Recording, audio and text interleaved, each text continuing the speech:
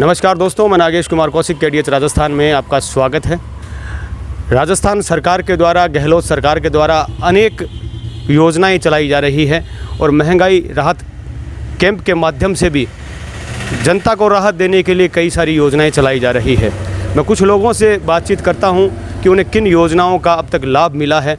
और एक और ख़ास बात, जो मिशन 2030 एक पोर्टल लॉन्च किया गया है और जिसके माध्यम से सुझाव मांगे गए हैं आम नागरिकों से, और आपसे सभी से ये सुझाव मांगे गए हैं। आप भी उस पोर्टल पर जाकर सुझाव दे सकते हैं, जिसका उद्देश्य ये है कि आने वाले समय में 2030 तक राजस्थान कैसे एक नंबर 1 राज्य बनकर उभरे पूरे देश में, उसके लिए सरकार या मुख्यमंत्री को किस तरह से योजनाबद्ध तरीके से आगे बढ़ना चाहिए, इस तरह के सुझाव आमंत्रित किए गए हैं। मैं कुछ युवाओं से बातचीत यहाँ पर करूँगा कि उन्हें किस तरह की योजनाओं से लाभ मिला और वो किस तरह के सुझाव अपनी तरफ से देना चाहेंगे। नमस्कार, क्या नाम है आपका? प्रवीण नाम है मेरा। प्रवीण जी, क्या काम करते हैं आप? मैं हॉस्पिटल में वर्क करता हूँ। अच्छा, थोड़ा ज़ोर से बोले आवाज़। हॉस्पिटल में वर्क करता हूँ सर। हॉस्पिटल में आप वर्क करते हैं, तो कभी किस तरह की योजनाओं का बारे में आपको जानकारी या लाभ मिला है आपको जीवन में, या आपके आस पड़ोसी को किसी को लाभ मिला है इन सरकारी योजनाओं का? जी, चिरंजीवी स्वास्थ्य बीमा योजना है जो राजस्थान सरकार की बहुत ही महत्वपूर्ण और महत्वाकांक्षी योजना है। इसके तहत बहुत से मतलब गरीब परिवारों को फ्री इलाज की सुविधा मिली है। प्राइवेट हॉस्पिटल में भी, सरकारी हॉस्पिटलों में भी बाकायदा इलाज मिल रहा है। और ये जो दुर्घटना बीमा है उसके तहत भी 10 लाख के बीमा का भी काफ़ी लोगों को इसका लाभ मिला है। बिल्कुल। और अपनी तरफ से आप सुझाव देना चाहेंगे कोई सरकार को, क्योंकि मिशन 2030 के तहत जो युवाओं से सुझाव मांगे गए हैं कि हमारा जो सपनों का राजस्थान है वो किस तरह आगे बढ़े? जी देखिए, राजस्थान की सबसे बड़ी जो समस्या है वो बेरोजगारी की समस्या है। दूसरा, अभी जो सरकार ने कई जैसे फ्रंट लाइन वर्कर के लिए जैसे जो संविदा पे काम कर रहे हैं उनके लिए भी एक बहुत अच्छी योजना लाए थे, संविदा रूल 2022। उसके अंदर क्या है कि जो NRHM NHM के अलावा जो अलग जो MRS या NGO से लगे हुए जो सरकारी डिपार्टमेंट्स में जो कर्मचारी हैं, सभी सरकारी डिपार्टमेंट में, उनको भी संविदा रूल 2022 में लिए जाएंगे। क्योंकि बच्चे कम से कम 10-12 साल से वर्क कर रहे हैं, तो ये भी एक मतलब बेरोज़गारी को ख़त्म करने का एक बड़ा माध्यम हो सकता है। और उससे क्या है कि जो विभाग काम करने की जो गति है उसमें भी बहुत ज़्यादा तरलता आ जाएगी, मतलब बहुत स्पीड से काम होगा, बेरोज़गारी भी खत्म होगी। और दूसरा जो ये जो गहलोत सरकार की दूसरी जो बेरोज़गारी भत्ते वाली योजना, ये भी बहुत अच्छी है। इसके तहत जो इंटर्नशिप के द्वारा युवाओं को जो प्रशिक्षण भी दिया जा रहा है, तो ये आने वाले समय में हमारे लिए एक मतलब युवाओं के वर्किंग के लिए बहुत अच्छा कार्य सरकार को मिलेगा। बिल्कुल। आइए और युवाओं से बातचीत करते हैं। सर, थोड़ा सा इधर ले आएँ कुर्सी। क्या नाम आपका? अशोक बेदी। अशोक जी, किस तरह की योजनाओं का अब तक, जैसे अगर आप किसी भी योजना के आप उल्लेख करना चाहें राजस्थान सरकार से जो संचालित हो? राजस्थान सरकार की स्वास्थ्य जो चिरंजीवी योजना है वो बहुत बढ़िया कारगर सिद्ध हो रही है। इसमें लोगों को बहुत अच्छा फ़ायदा मिल रहा है। और बच्चों को जो स्मार्टफोन दिया जा रहा है उसमें बच्चों को पढ़ाई के प्रति रवैया बड़ा बढ़िया रहेगा, अच्छा रहेगा उनका। आपके पास भी मैसेज आया है स्मार्टफोन मिलने का? आपके पात्र है कोई? हाँ, मेरे पास, मेरी बच्ची पढ़ती है कॉलेज फर्स्ट ईयर में, उसके पास मैसेज आया है। स्मार्टफोन मिलेगा, उससे पढ़ाई में वरीयता मिलेगी, बढ़िया ध्यान लगेगा उनका पढ़ाई में, अच्छे कंटेंट, वो पढ़ाई के कंटेंट देख पाएगी, अच्छे कंटेंट देख पाएंगी। एक सुझाव भी अपनी तरफ से आप बताना चाहेंगे, जो सुझाव जो सरकार किस तरह से काम करे आने वाले समय में कि राजस्थान जो है वो प्रदेश नंबर 1 बने? आने वाले समय में छोटे व्यापारियों को महत्व देकर के प्रोत्साहन देना चाहिए ताकि वो व्यापारी अपने स्तर पर काम कर सकें। जैसे छोटे व्यापारियों को किस तरह से सरकार लाभ दे सकती है, जैसे छोटे लोन या किस तरह से? क्या छोटे लोन देने चाहिए और टैक्स में थोड़ा फ़ायदा देना चाहिए। आपका क्या नाम है? अब्दुल हमीदुल्लाह का। अच्छा, आप क्या काम करते हो? दुकान है अपनी। दुकान किस चीज़ की? कॉस्मेटिक आइटम की। कॉस्मेटिक आइटम की आप दुकान करते हैं। मैं बाज़ार के रोड के किनारे बैठा हूँ क्योंकि यहाँ पर व्यापारी लोग हैं, तो उनसे मैं बातचीत कर रहा हूँ कि वो किस तरह से सोचते हैं। आपको किसी योजना का लाभ मिला है? जो भी कई सारी योजनाएँ जो हैं वो अभी चलाई जा रही हैं। चिरंजीवी योजना का लाभ मिला अभी हमें, मेरी बच्ची बीमार थी, उसका फ़ायदा मिला हमें चिरंजीवी योजना का। और ये बहुत अच्छी योजना सरकार की तरफ से, बहुत ही बढ़िया योजना है। सिलेंडर में कुछ फ़ायदा मिला है इसमें, या 100 यूनिट है उसमें कुछ फ़ायदा मिला, ठीक है, अच्छी बात है गवर्नमेंट की। और मेरे हिसाब से शायद छोटा मोटा सुझाव देना चाहें तो गवर्नमेंट को सब बंद करके सिर्फ 2 ही योजना रखनी चाहिए। एक तो चिरंजीवी योजना, एक शिक्षा पे एकदम फुल फ्री कर देनी चाहिए। इसके अलावा सारी की सारी बंद कर देनी चाहिए। आपको अगर चलानी है तो 2 योजना चलाओ, एक तो चिरंजीवी हॉस्पिटल फ्री कर दो, एक शिक्षा फ्री कर दो। मतलब आपके कहने का मतलब आने समय में राजस्थान या किसी भी इस प्रदेश की सरकार को चिकित्सा और शिक्षा को पूरी तरह से फ्री करके करना चाहिए। इन 2 चीज़ों पर पूरा ध्यान देना चाहिए, शिक्षा और शिक्षा पर, क्योंकि ये सबसे 2 चीज़ महत्वपूर्ण है। और आप ये गैस फ्री कर रहे हो, आज कुछ फ्री कर रहे हो, कभी कुछ फ्री कर रहे हो, इसमें कोई फ़ायदा नहीं है, इसमें क्या कुछ नुकसान है। बिल्कुल, देखिए अपनी अपनी तरफ से राय है और इन्होंने कहा कि शिक्षा को पूरी तरह से फ्री करने पर एक गवर्नमेंट को विचार करना चाहिए। मैं उधर आऊँ क्या सर आपके लिए? आप बैठे रहो, मैं उधर चला जाऊँगा। हाँ, क्या नाम है आपका? मेरा त्रिलोक सिंह शेखावत। त्रिलोक सिंह जी, क्या काम करते हो आप? मेरी शॉप है मेंस वियर की। मेंस वियर की। तो क्या कहना चाहेंगे, कोई जैसे गवर्नमेंट की किसी भी योजना का आपको लाभ मिला है? जो बेरोजगारी भत्ता मिला है बेरोजगारों को, वो बहुत अच्छी योजना थी। अच्छा। उसमें थोड़ा बढ़ावा भी होना चाहिए बच्चों के लिए, ताकि बच्चे आगे कुछ कर सकें। जो जिनको मान लो जॉब नहीं मिल पा रहा है उनको एक राहत उनके लिए ये अच्छी चीज़ है सरकार की तरफ से। और जो पेपर लीक हो रहे हैं उन पर रोक लगनी चाहिए।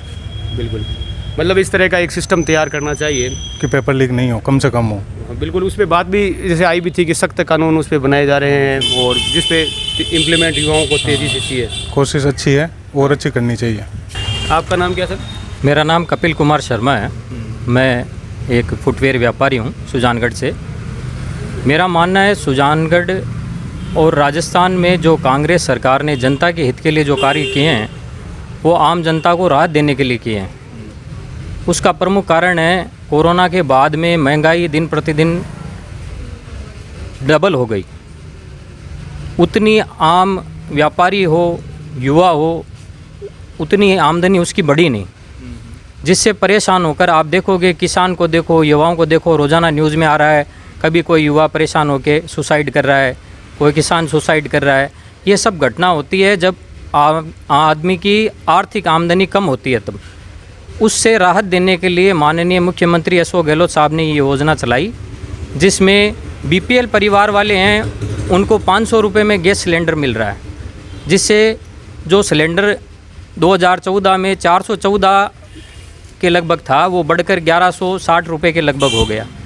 उसमें उन्होंने जो एकदम गरीब वर्ग है उसका ध्यान रखा है, जिससे गरीब आदमी का हित हो, मज़दूर आदमी का हित हो।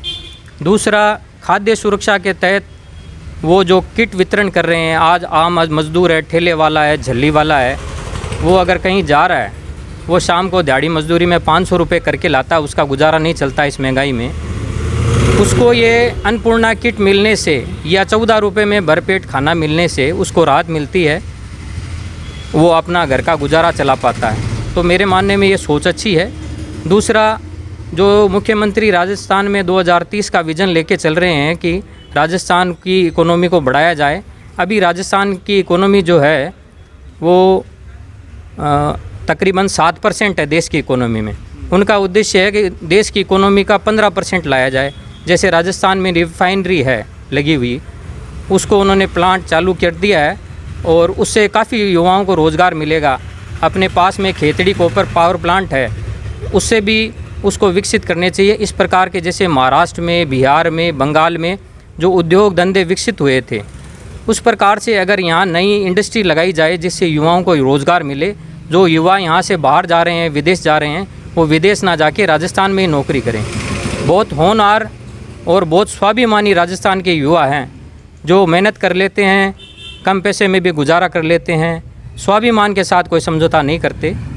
और मुख्यमंत्री जी काफ़ी चीज़ों पर ध्यान दिया है, जैसे स्वास्थ्य बीमा योजना। आज गरीब आदमी कहीं हॉस्पिटल में जाता, प्राइवेट हॉस्पिटल में, किसी की किडनी ख़राब हो रही है, हार्ट ख़राब हो रहा है, तो उसका 2 लाख 3 लाख रुपए उसको व्यवस्था करनी पड़ती। आज आम आदमी को ये सोचना नहीं पड़ता, हॉस्पिटल में जाता है, उसका मुफ्त इलाज होता है 25 लाख रुपए तक का। वो हिंदुस्तान में 25 लाख रुपए का इलाज कहीं नहीं है, राजस्थान को छोड़कर सबको इसका लाभ मिल रहा है। जैसे आपके हिसाब से सरकार को बिज़नेस सबमिट करवाने चाहिए, कैसे ज़्यादा से ज़्यादा निवेश राजस्थान में हो सकता है, बिज़नेस को बढ़ावा मिल सकता है, ताकि बिज़नेस के नए जॉब्स क्रिएट हों और अलग अलग इंडस्ट्रीज जो है वो वर्ल्ड की इंडस्ट्रीज है वो राजस्थान में आए और उस तरीके से राजस्थान का विकास होगा। हाँ ज़रूर। देश के कुछ उद्योगपति हैं जो उन्हीं के हाथ में सारा बिजनेस जा रहा है। मेरा मानना है और भी छोटे व्यापारी हैं, इंडस्ट्रियलिस्ट है, जिनका बिज़नेस 100 करोड़ से 500 करोड़ के बीच का है। ये केवल जो 1 लाख करोड़ का, 50,000 करोड़ का बिज़नेस कर रहे हैं, उन्हीं को सारा व्यापार दे रहे हैं। और जो छोटे व्यापारी उद्योग इंडस्ट्री चला रहे हैं, उनके हाथ में अगर व्यापार जाए तो हर स्टेट में अपने यहाँ के युवाओं को रोज़गार दे, इंडस्ट्री बढ़े, तो वहाँ का क्षेत्र भी विकसित हो, जिससे क्या है कि रोज़गार के अवसर भी नए बने और युवाओं को रोज़गार मिले। मेरा मानना है छोटे व्यापारी, मध्यम उद्योग धंधे वालों को बढ़ावा देना चाहिए, जिससे देश की इकोनॉमी ज़्यादा बढ़ेगी। ये कुछ राय हमने लोगों से लेने की कोशिश की कि वो किस तरह से सोचते हैं मिशन 2030 के जो मुख्यमंत्री का जो प्लान है कि किस तरह से राजस्थान जो है विकसित राजस्थान बन सकता है। तो अलग अलग लोगों की अलग अलग राय आई। किसी ने शिक्षा को बढ़ावा दिए जाने और शिक्षा को फ्री किए जाने, चिकित्सा की थीम पर, जिस तरह से चिकित्सा को राजस्थान में लगभग फ्री किया गया है अलग अलग योजनाओं के माध्यम से, वैसे ही शिक्षा को भी अलग अलग योजनाएं चला करके इसको फ्री किया जाना चाहिए। और साथ ही एक बिज़नेस को डेवलप किए जाने की, बिज़नेस एक मॉडल बनाए जाने की ज़रूरत है कि किस तरह से राजस्थान में एक बिज़नेस का मॉडल बनाकर निवेश को बढ़ावा दे करके यहाँ पर नए उद्योग धंधों को यहाँ पर लाने की तैयारी की जा सकती है। छोटे व्यापारियों के लिए अलग अलग सुविधाएं यहाँ पर प्रदान करके किसी भी तरह से एक डिस्प्ले प्लेटफॉर्म बना करके, ताकि जो जहाँ का प्रोडक्ट है वो वहाँ पर उसे डिस्प्ले मिले और ज़्यादा वो व्यापार वहाँ का निखर सके, उस शहर को पहचान मिले। एक ऐसी कुछ सुझाव अब तक मेरे सामने आए। बिल्कुल हमें राजस्थान को किस तरह से आगे ले जाना है, इस संबंध में आपको भी इस पोर्टल पर जाकर, जो कि mission2030.rajasthan.government.in पोर्टल पर जाकर आप अपना सुझाव दे सकते हैं। राजस्थान मिशन 2030 पर अपने सुझाव देने के लिए mission2030.rajasthan.government.in वेबसाइट पर जाएं, नागरिक गण ऑप्शन पर क्लिक करें और यहाँ पंजीकरण में अपना नाम और मोबाइल नंबर सबमिट करें। और ये फॉर्म दिया गया है जिसे निर्देशानुसार भरकर अपना सुझाव लिखें और सबमिट पर क्लिक करें। और इस तरह से आप अपने सुझाव इस वेबसाइट के माध्यम से राजस्थान सरकार को दे सकते हैं।